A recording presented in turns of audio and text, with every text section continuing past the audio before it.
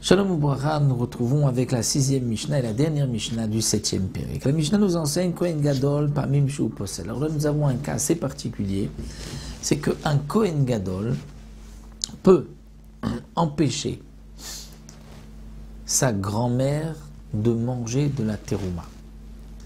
C'est-à-dire, elle ne mangera pas de la terouma, bien qu'elle a un petit-fils qui est Kohen Gadol. Comment cela?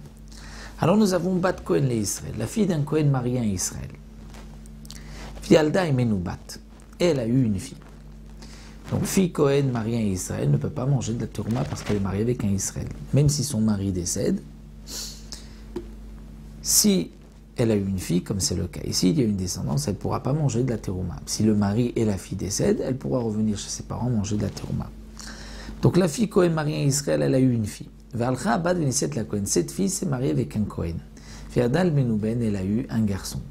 Ce garçon, puisqu'il est Kohen, a réservé lieu de Kohen Gadol, il pourrait être Kohen Gadol au Medo Meshameshal Gam Mizbeach et servir sur le Mizbeach dans l'hôtel au Bet Amikdash. Eh bien, ce Kohen Gadol, Ma'achil et Imo, même si son père décède, la mère, puisqu'elle a eu un enfant, peut manger de la terouma, puisqu'elle a eu un enfant de ce Kohen. Mais la grand-mère, qui elle était fille Kohen mariée à Israël, lorsque le Israël est décédé, et sa fille même est décédée, peut-elle manger de la terouma chez ses parents? Non. Pourquoi? Parce qu'elle a un petit-fils qui est Kohen. C'est-à-dire, elle a une descendance de ce Israël. Bien que ce petit-fils est Kohen, mais comme c'est la descendance d'un Israël, donc elle ne pourra pas, elle, manger de terouma, parce que vis-à-vis d'elle, elle a une descendance d'un Israël.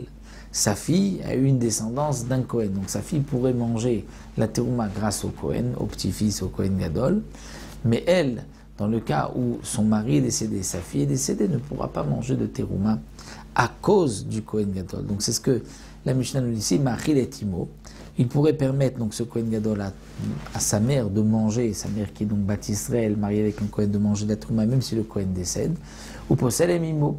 Mais si la mère est décédée et le mari, le grand-père est décédé, eh bien, Posel et Mimo, la grand-mère ne pourra pas manger à cause de ce Kohen Gadol qui est sa descendance Zotomer. Donc cela veut dire Lo kibni Kohen Gadol shu poslen min terouma, c'est-à-dire, nous dit le Barthénora, comme une femme qui dit qu'il n'y ait pas beaucoup dans le clan d'Israël d'enfants comme mon petit-fils Kohen Gadol qui lui m'empêche de manger de la terouma. Donc dans ce cas très précis, nous avons vu, il y a toujours une logique qui suit. Dans ce cas-là, effectivement, le petit-fils est Kohen Gadol et à cause de lui, la grand-mère ne pourra pas manger de terouma. Mais s'il n'était pas né, la grand-mère aurait mangé de la terouma parce qu'elle est après tout fille de Kohen. Donc nous avons terminé le 7e Pérek, on se retrouvera Bezrat Hashem pour le 8e Pérek la prochaine fois.